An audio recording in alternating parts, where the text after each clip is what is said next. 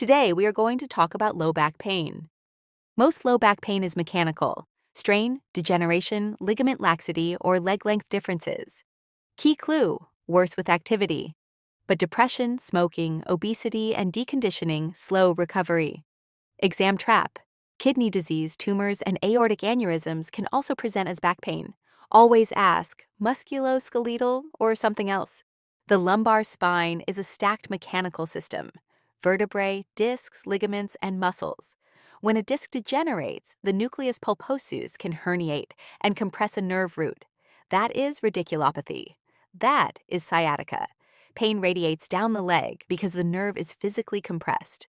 In older adults, add compression fractures, osteoarthritis, and spinal stenosis. Then pain causes inactivity. Inactivity worsens function, and the cycle continues unless you interrupt it. Acute pain lasts less than 3 months.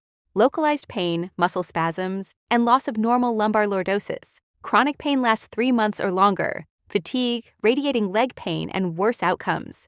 Exam warning signs: altered reflexes, weakness, sensory changes, or gait disturbance. That is no longer simple back pain.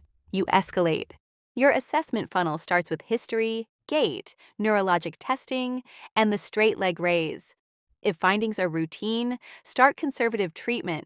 But red flags change everything: bowel or bladder dysfunction, saddle anesthesia, sudden weakness, cancer, or infection.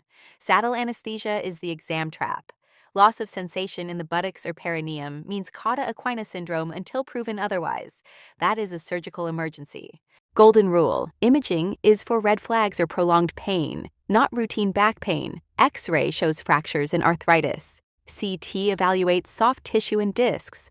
MRI is the gold standard for spinal pathology. Myelogram is used only if MRI cannot be done. EMG and nerve conduction studies evaluate nerve root disorders. Support belts and shoe inserts are generally not recommended. Do not let those distract you on exam questions.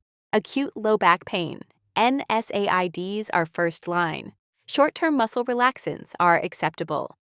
Opioids only for severe short-term pain. Exam trap: corticosteroids and acetaminophen are not effective for low back pain. Students often choose acetaminophen because it seems safe, but it is the wrong answer here. Chronic pain requires a different approach. Tricyclics, SNR is like duloxetine, and anticonvulsants like gabapentin. The goal is not zero pain. The goal is about a 30% reduction from baseline. Conservative management is first line for most back pain, and most cases improve within 4 to 6 weeks. Treatment includes PT, spinal manipulation, CBT, acupuncture, massage, heat, cold, yoga, reassurance, and activity modification. Exam trap: support belts and shoe inserts are generally not recommended, and CBT is not extra care. It is an effective treatment for chronic pain. Bedside assessment has 4 parts: pain triggers, what has helped before, observing guarded movement and gait, and assessing spinal symmetry and muscle spasms. Positioning matters. Use a medium firm mattress, avoid prone positioning, and place pillows under the knees and head to promote lumbar flexion. Teach safe bed mobility and transfer techniques before the patient gets up. That teaching is a nursing intervention, not a suggestion. Body mechanics is both a nursing intervention and patient teaching. Squat and lift with the legs, keep a wide base of support, and hold objects close to the body. Never bend at the waist, twist while lifting, or overreach. Pushing is safer than pulling. That is testable. And never lift more than 1/3 of ideal body weight without assistance. That protects both the patient and the nurse. Ergonomics reduces cumulative strain. Use a chair with firm lumbar support, abdomen engaged, and shoulders relaxed. Keep knees level with or slightly above the hips and feet flat on the floor. Do not sit longer than 20 to 50 minutes without movement. Desk workers need specific instructions, not vague advice. Prolonged standing, repetitive tasks, and whole body vibration, like truck driving, all increase back injury risk. 2 major modifiable factors are obesity and psychosocial stress. Obesity increases mechanical strain on weakened lumbar muscles and makes rehab less effective. Weight loss through diet and low-impact exercise is a clinical intervention, not just lifestyle advice. Psychosocially, secondary gain can reinforce disability behaviors. encourage early return to work and normal activity, while also providing emotional support, counseling, and antidepressants when chronic pain cycles develop. Rehab is staged and time-sensitive, immediate phase. Resume ADLs quickly. Prolonged bed rest is harmful. Early rehab, walking, swimming, and gradual aerobic exercise. After 2 weeks, trunk strengthening with flexion and hyperextension exercises. Teach long-term precautions clearly. Avoid high heels, horseback riding, and heavy lifting until healed. Patients do not automatically know this. Write it down at discharge.